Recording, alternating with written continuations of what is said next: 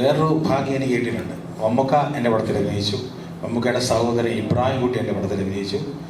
അദ്ദേഹത്തിൻ്റെ അനിയൻ സക്രിയ അദ്ദേഹം എൻ്റെ പടത്തിൽ അഭിനയിച്ചു. അത് അച്ചു അഭിനയിച്ചു. അപ്പോൾ അച്ചുജ അസ്കർ സൗദാൻ അവർ 4 പേരും അഭിനയിച്ചു. വേറൊരു ഭാഗ്യം എനിക്ക് മുമ്പ് കിട്ടിയിട്ടുണ്ട്. നസീർ സാർ അഭിനയിച്ചു, ഷാനവാസ് അഭിനയിച്ചു, ഷാനവാസിൻ്റെ മകനും എൻ്റെ പടത്തിൽ അഭിനയിച്ചു. അതൊരു വലിയ ഭാഗ്യമല്ലേ. ഏതായാലും ഹന്നയുടെ ഞാൻ കൊടുക്കാം, ഹന്നയെ കൊടുക്കാം. ചോദ്യം നിർബന്ധിച്ച് ചോദിച്ചോളൂ. രണ്ടുപേരോട് ചോദിക്കാണ്ട് ഗൗരി നന്ദയോട് ഹന്നയോട് ചോദിക്കാൻ. ഈ സിനിമയില് ലേഡി ക്യാരക്ടേഴ്സിന്റെ ഇമ്പോർട്ടൻസിനെ കുറിച്ച് ഒന്ന് പറയാമോ? അത് മാത്രമല്ല, നിങ്ങൾ 2 പേരിൽ ഏതെങ്കിലും ഒരാളാണോ ഈ സിനിമയിലെ വില്ലത്തി? ഓക്കെ, അതായത് ഈ സിനിമയിൽ ഇപ്പൊ പോസ്റ്റർ കാണുമ്പോൾ അറിയാം, നമുക്ക് പോസ്റ്ററിൽ കുറെ കഥാപാത്രങ്ങളുണ്ട്. അല്ലാണ്ടും സിനിമയുടെ കാസ്റ്റ് നോക്കുവാണെങ്കിൽ അറിയാം, ഈച്ച് ആൻഡ് എവറി ക്യാരക്ടർ, അതായത് എല്ലാം നോൺ ആർട്ടിസ്റ്റുകളാണ് ചെയ്തിരിക്കുന്നത്. അതായത് ന്യൂബി ആയിട്ടുള്ള ഫ്രഷ് ഫേസസ് വളരെ കുറവാണ്.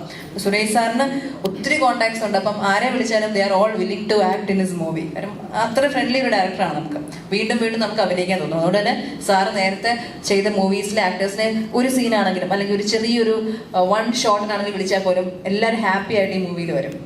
സോ ഇപ്പൊ ഈ ചോദ്യം ഞാനാണോ, ഗൗരിയാണോ, അഷ്കറാണോ, റിയാസ് ഖാനാണോ, അല്ലെങ്കിൽ ബാബു സാറാണോ, ആരാണെങ്കിലും I won't tell, no one can tell also. Because ഈ പ്രോജക്റ്റിന്റെ ട്രീറ്റ്മെന്റ് സുരേഷ് സാറും AK സാറും കൂടെ ട്രീറ്റ് ചെയ്തിരിക്കുന്ന രീതി ഇൻ എ വേ ദാറ്റ് നമുക്ക് എല്ലാവരെയും സസ്പെക്റ്റ് ആയിട്ട് തോന്നും. ആദ്യം കാണുമ്പോൾ തോന്നും റായലക്ഷ്മിയാണ് സസ്പെക്ട് എന്ന്, പിന്നെ തോന്നും അഷ്കറാണ്, പിന്നെ റിയാസ് ഖാനാണ്, പിന്നെ ഞാനാന്ന് തോന്നും, ഗൗരിയാന്ന് തോന്നും, ബാബു സാറാന്ന് തോന്നും, പപ്പ തോന്നും. എല്ലാവരെയും നമുക്ക് സസ്പെക്റ്റ് ആയിട്ട് തോന്നും. ആരാണ്?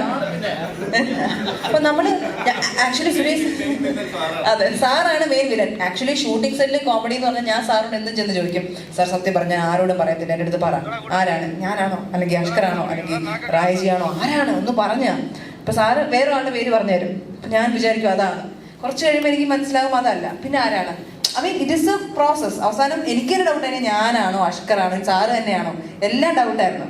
സോ അങ്ങനെയാണ് ഇതിന്റെ ട്രീറ്റ്മെന്റ് പോയിരിക്കുന്നത്. So I am very happy because അങ്ങനൊരു പ്ലോട്ട് കൊണ്ടുപോയിരിക്കുന്നത് കൊണ്ട് ഓഡിയൻസിന് അത് എൻഗേജിങ് ആയിരിക്കും. അതാണ് ഈ പ്രോജക്റ്റിന്റെ ഒരു ഹുക്ക് എന്ന് പറയുന്നത്.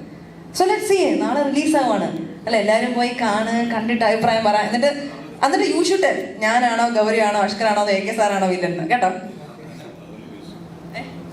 എന്തോ ഓക്കെ അത് ബാക്കി അഷ്കർ പറയും. നമ്മുടെ സിനിമ ഡീറ്റെയിൽസ് പറഞ്ഞോ. ഗൗരി നദിയാണ് വില്ലൻ. അതുപോലെ നമ്മുടെ മ്യൂസിക് ചെയ്തിരിക്കുന്ന ഷസാറാണ്. സുകന്യ, നമ്മുടെ സുകന്യ മാഡം ആണ് ഇതിൽ ഒരു പാട്ടിന്റെ ലിറിക്സ് എഴുതിയിരിക്കുന്നത്. സുകന്യ അറിയാലോ, അവർ നമ്മുടെ പടത്തിൽ നമ്മുടെ മലയാള സിനിമയിലും എല്ലായിടത്തും നല്ലൊരു ആർട്ടിസ്റ്റാണ്.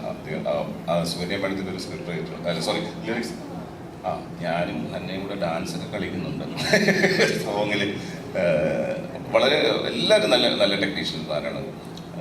ഞാൻ സാറിൻ്റെ കൊടുക്കാം. ഇതിനകത്ത് എഡിറ്റിംഗ് ഒരു വളരെ ഇമ്പോർട്ടൻറ്റ് തിങ് ആണ്. അത് പടം കാണുമ്പോൾ അറിയാം. കാരണം ഇതൊരു മൊത്തം എടുത്തിട്ട് വീണ്ടും ഒരു സിനിമ നമ്മൾ എഡിറ്റിങ്ങിൽ ഉണ്ടാക്കി ഈ പടം. അതുകൊണ്ട് ജോൺ കുട്ടി വളരെ വളരെ ഹാർഡ് വർക്ക് ചെയ്തു. അത് re recording, extraordinary re recording ആണ് പ്രകാശ് അലക്സ് അദ്ദേഹം ചെയ്തു. അനീഷ് പെരുമ്പിലാവ് പ്രാന്തി പിടിച്ചു പുള്ളിക്ക് അത്രയും ഈ വർക്ക് ചെയ്തിട്ട്. എന്നാൽ അത്രയും ബുദ്ധിമുട്ടി അനിൽ മേടയിൽ എൻ്റെ ബ്രദർ പോലെയുള്ളതാണ് പുള്ളിയുടെ അസോസിയേറ്റ് ഡയറക്ടർ. ബാക്കി എല്ലാം നല്ല ടെക്നീഷ്യൻസാണ് വർക്ക് ചെയ്തത്. നാഗരാജൻ, കോസ്റ്റ്യൂമർ നാഗരാജൻ, വർഷങ്ങളോളം എനിക്ക് തോന്നുന്നത് എൻ്റെ ഒത്തിരി പടങ്ങൾ 10-30 വർഷമായിട്ടുള്ള ബന്ധവും കാര്യമുണ്ട്. അദ്ദേഹമാണ് കോസ്റ്റ്യൂമർ. എല്ലാം നല്ല ഹൈ ടെക്നീഷ്യൻസ് നമുക്ക് ഇതിനകത്ത് കിട്ടിയെന്നുള്ളൊരു ഭാഗ്യമാണ്. ഗൗരിയിലേക്ക് കൊടുക്കാം. ഗൗരി നന്ദ. ഹായ്, നമസ്കാരം എല്ലാവർക്കും. അയ്യപ്പനും കോശി എന്നുള്ള സിനിമയിലെ അഭിനയത്തിന് ബെസ്റ്റ് ക്യാരക്ടർ ആർട്ടിസ്റ്റിനുള്ള സ്റ്റേറ്റ് അവാർഡ് കിട്ടിയതാണ്.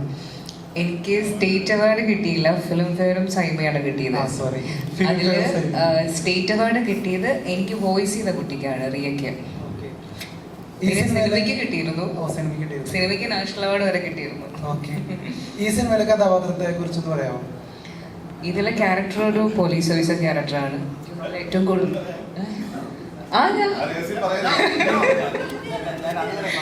ഇല്ല, ഞാൻ ആക്ച്വലി സാറിൻ്റെ അടുത്ത് ഫസ്റ്റ് വന്നപ്പോൾ ചോദിച്ചു. ഓൾറെഡി കുറച്ചൊരു എന്താ പറയുക, ഒരു സസ്പെൻസ് ആയിട്ട് നിൽക്കുന്ന ക്യാരക്ടറാണ്, ഇതിനെക്കുറിച്ച് എന്തെങ്കിലും പറയാമോ എന്ന് ചോദിച്ചപ്പോൾ പറഞ്ഞു പോലീസ് ഓഫീസർ ക്യാരക്ടറാണെന്ന് പറഞ്ഞു എന്ന് പറഞ്ഞു.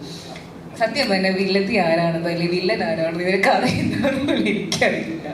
കാരണം സന്തോഷേട്ടൻ പോലും ഈ പറഞ്ഞ പോലെ കുറച്ച് കാര്യങ്ങളാണ് പറഞ്ഞേക്കുന്നത്. ഈവൻ സാറിൻ്റെ പുറകെ ഞാൻ നടന്നിട്ടുണ്ട്.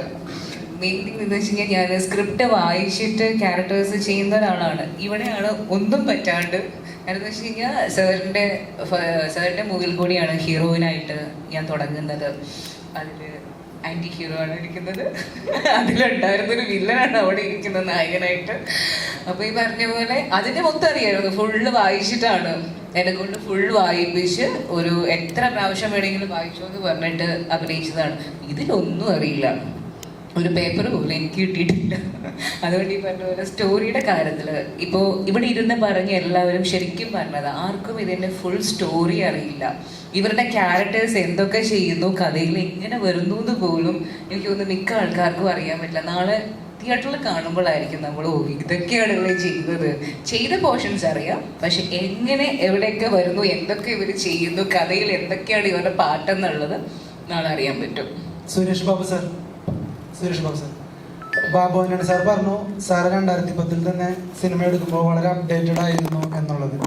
1980 മുതൽ ഓരോ ദശാബ്ദ